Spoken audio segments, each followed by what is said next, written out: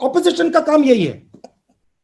मेरा सवाल है कि आप प्रधानमंत्री होते अगर, तो आप तीन कौन से बड़े कदम उठाते जिससे फौरी तौर पर राहत होती और लॉन्ग टर्म सॉल्यूशन ढूंढा जाता?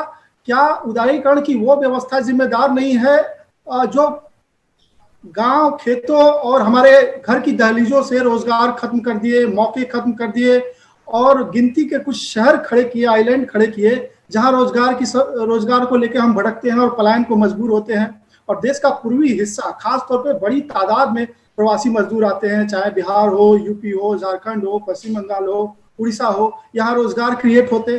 तो क्या उदारीकरण की वो व्यवस्था जिम्मेदार नहीं है, और वो सरकारें जो आगे ले जा रही थी वो व्यवस्था, उस व्यवस्था को वो जिम्मेदार नहीं है? आप बेबाक देखिए, तरीके से मैं अपनी बात मैं रखते रहे। मैं प्रधानमंत्री नहीं हूं, तो ये आपका हाइपोथेटिकल क्वेश्चन है, तो मैं आपका हाइपोथेटिकल क्वेश्चन तो जवाब नहीं दूंगा। मगर मैं ऑपोजिशन लीडर हूं, तो मैं आपको बता सकता हूं कि मुझे शॉर्ट टर्म में, मीडियम टर्म में, लॉन्ग टर्म में मेरी क्या सोच है। शॉर्ट टर्म में डिमांड को आप फायर कीजिए। शॉर्ट टर्म में आप जो छोटे और मीडियम बिजनेस वाले हैं, जो हिंदुस्तान को रोजगार देते हैं, उनकी आप रक्षा कीजिए। और जो आर्थिक तूफान आने वाला है, उसके लिए आप प्रिपरेशन शुरू कर दीजिए।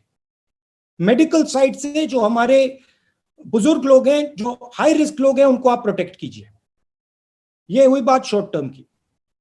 मीडियम टर्म की बात जो है, ये जो स्मॉल एंड मीडियम बिजनेसेस हैं, इनको आप सपोर्ट कीजिए, पूरे देश में सपोर्ट कीजिए।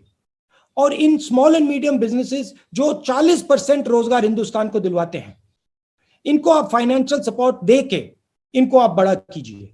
और बिहार जैसे प्रदेशों में ही रोजगार तैयार कीजिए। तो ये ब्रॉडली मैंने आपको बताया। कभी आप मुझसे गहराई में बात करना चाहते हैं तो मैं आपसे गहराई में बात कर सकता हूं इनके बारे में। But broadly broadly